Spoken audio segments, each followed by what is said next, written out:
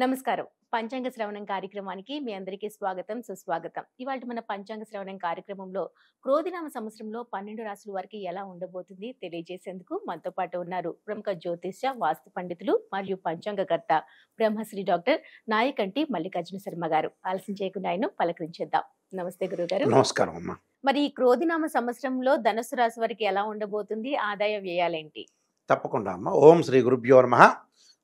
ధనుస్సు రాశి వాళ్ళకి క్రోధినామ సంవత్సరంలో 11 ఆదాయం 5 ఖర్చుగా ఉండటం, 7 రాజ్యపూజ్యం 5 అవమానంగా ఉంటుంది. అంటే 11 ఆదాయం 5 ఖర్చు అంటే 7 గౌరవం, అంటే 7 రాజ్యపూజ్యం 5 అవమానంగా ఉంటుంది. అంటే 11, 5, 7, 5. ఇక్కడ మూల నక్షత్రంలో 1, 2, 3, 4 పాదాల్లో జన్మించిన వాళ్ళు, పూర్వాషాఢ నక్షత్రం 1, 2, 3, 4 పాదాల్లో జన్మించిన వాళ్ళు, ఉత్తరాషాఢ నక్షత్రం 1వ పాదంలో జన్మించిన వాళ్ళందరూ కూడా ధనస్సు రాశి జాతకులు అవుతారు. ధనస్సు రాశి వాళ్ళకి తృతీయ స్థానంలో శని యొక్క సంచారం, చతుర్థంలో రాహు, పంచమంలో గురువు, మే 1వ తారీఖు నుంచి షష్టమంలో గురువు, అలానే దశమంలో కేతు యొక్క సంచారం, రవి, బుధ, శుక్రగ్రహాలు 30 రోజులకు ఒకసారి మారుతుంటాడు ఒక రాశి నుంచి మరో రాశికి. కుజుడు 45 రోజుల పాటు ఉంటాడు. అయితే ఇక్కడ ధనుసు రాశి వాళ్ళకి తృతీయంలో శని యొక్క సంచారం వల్ల ఆర్థిక పరంగా అనుకూలంగా ఉంటుంది. వ్యవసాయదారులకు కూడా మంచి పంటలు వచ్చే అవకాశం ఉంటుంది.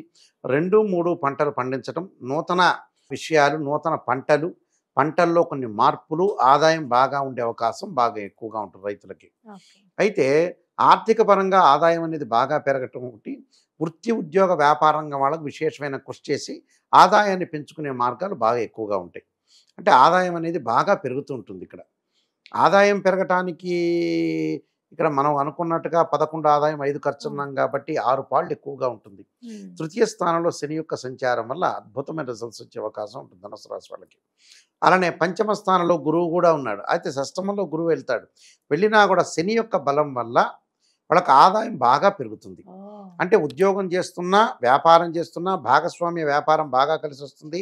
ట్రేడ్ మార్కెట్లు, షేర్ మార్కెట్లు సంబంధించిన బిజినెస్ చేస్తున్నా, బంగారు అంటే గోల్డ్ షాప్ కానీ, హోటల్స్ కానీ, అలానే ఏదైతే క్లాత్ షోరూమ్స్ వాళ్ళకి కానీ, పూజా స్టోర్స్ కానీ, ఆధ్యాత్మిక పరంగా ఉన్న వ్యక్తులందరికీ బాగా ఆదాయ మార్గం బాగా పెరిగే అవకాశం బాగా ఎక్కువ ఉంటుంది.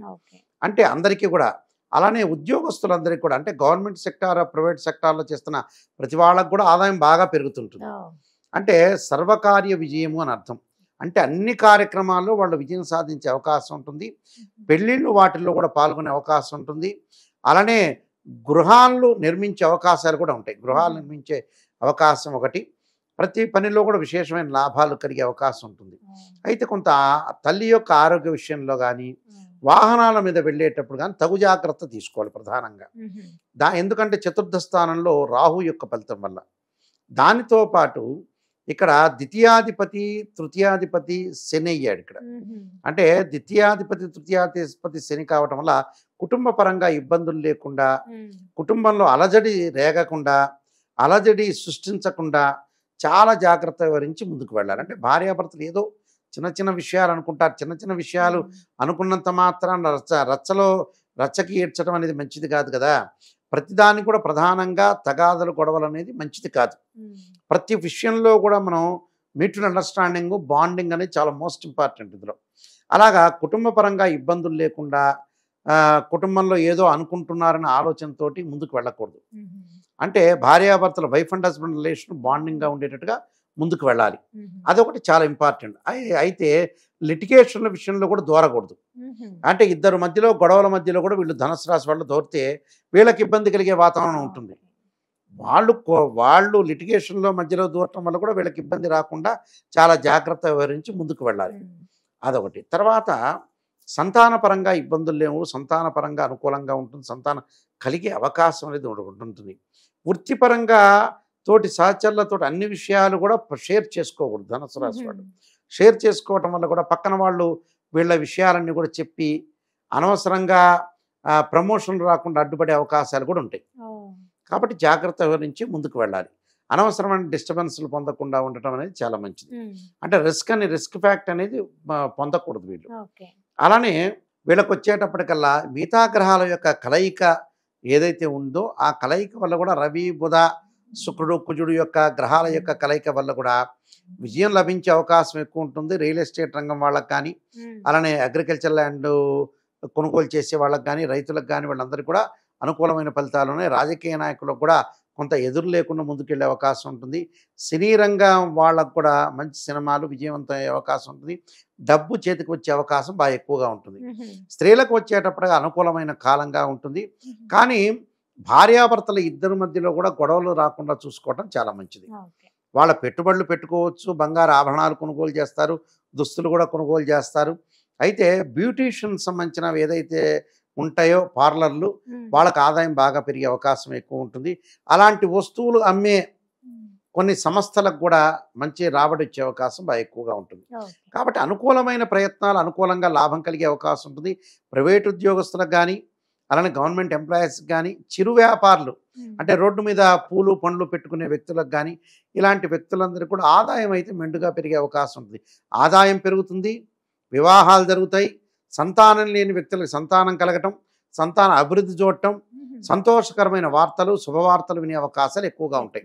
కాబట్టి వీళ్ళకి ఒక్క విషయంలో మాత్రం కొంత జాగ్రత్తగా ఉండాలి. వాహనాల మీద ప్రయాణం చేయటం, తల్లిదండ్రుల యొక్క ఆరోగ్య విషయంలో కొంత శ్రద్ధ వహిస్తే వీళ్ళకంతా కూడా మంచి జరిగే అవకాశం ఉంటుంది. ధనుసు రాశి వాళ్ళకి తృతీయంలో శని మంచివాడే. అన్నదమ్ముల మధ్యలో సఖ్యత, కోర్టు సమస్యలు కూడా వీళ్ళకి పరిష్కారం జరిగే అవకాశం ఉండటం, విదేశాలకు వెళ్ళే అవకాశాలు కూడా మెండుగా ఉంటాయి. విదేశాలకు వెళ్ళటమే కాకుండా అక్కడ ఉద్యోగాలు కూడా లభించే అవకాశాలు బాగా ఎక్కువగా ఉంటాయి. కానీ ఉద్యోగం లభించింది అని అంటే వీళ్ళకి మంచిదే కదా, చాలా మంచి జరిగే అవకాశం బాగా ఎక్కువ ఉంటుంది. కొంత గౌరవ ప్రతిష్టలకు కొంత భంగం కలిగే అవకాశం అనేది ఒకటి ఉంటుంది. అంటే ఎవరితో పడితే వాళ్ళతోటి మాట్లాడటం కానీ, కొంత మాట పొదుపు పాటించాలి. డబ్బు పొదుపు ఎలా పాటిస్తామో కొన్ని సందర్భాల్లో మితభాషకు కూడా ఉండాల్సి వస్తుంది.